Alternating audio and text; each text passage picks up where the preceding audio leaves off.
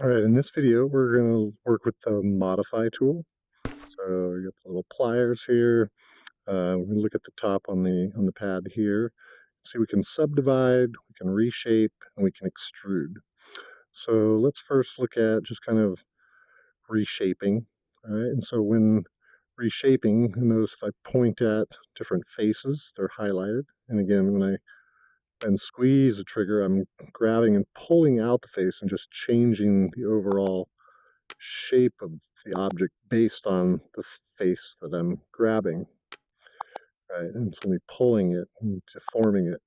So I'm going to undo that back to the original cube, okay? And then if I wanted to extrude, and like that is, say, to pull out more new surfaces from a particular shape, I could then click on the extrude function, and again, you see it's highlighted differently. Now I'm pulling it out, and again, we're in a freeform mode, so it's kind of letting me pull out a new section in any way that I want. If I locked it into grid mode, then it's only going to pull out along that axis, right? So it's again like just grabbing different faces, pulling things out, you know, you can see how that works. I'm going to back that up a little bit. And then we're going to kind of, so let's take a look at grabbing just points on this. I'm going to turn off the grid mode. We're going to look at this. We're going to go back to reshape.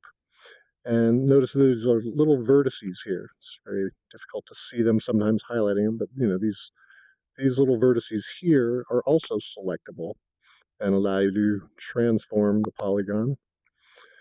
Right, so I can grab a single vertice and reshape the object.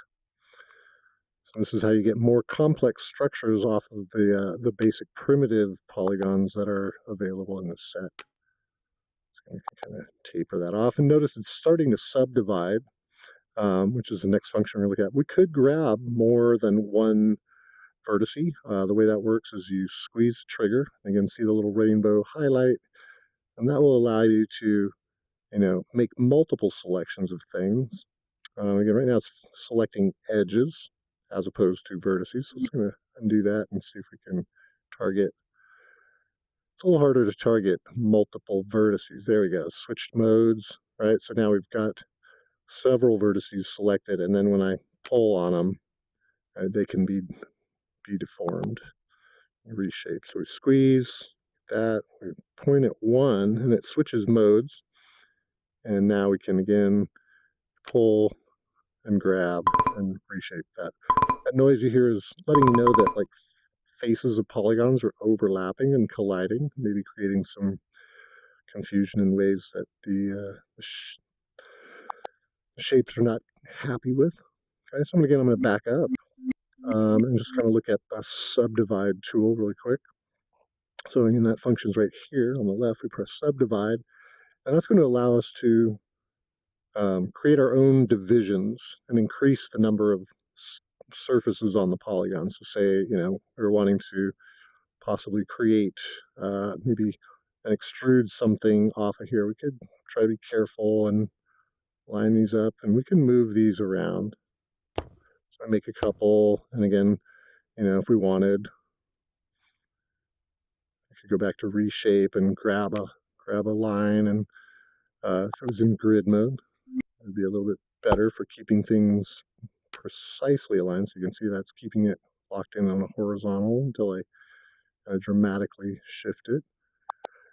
Let me go back to subdivide. I was just trying to create maybe a little smaller square that we could pull out. So I'm just doing a little bit of reshaping, to kind of pull up. Oh, it's a little too much there. So I'm trying to go up.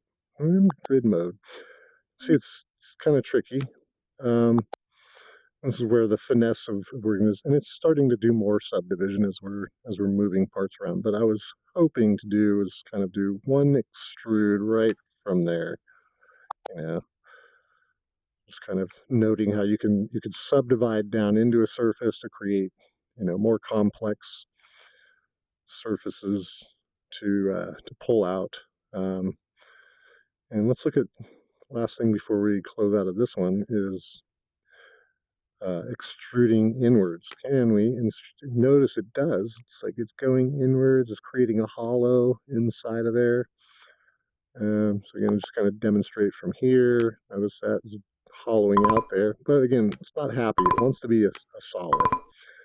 So it's not going to stay like that and leave you a really thin plane. That's the limitations of the low poly modeling. So again, more organic structures and polygons are difficult to craft. And we'll just close out here.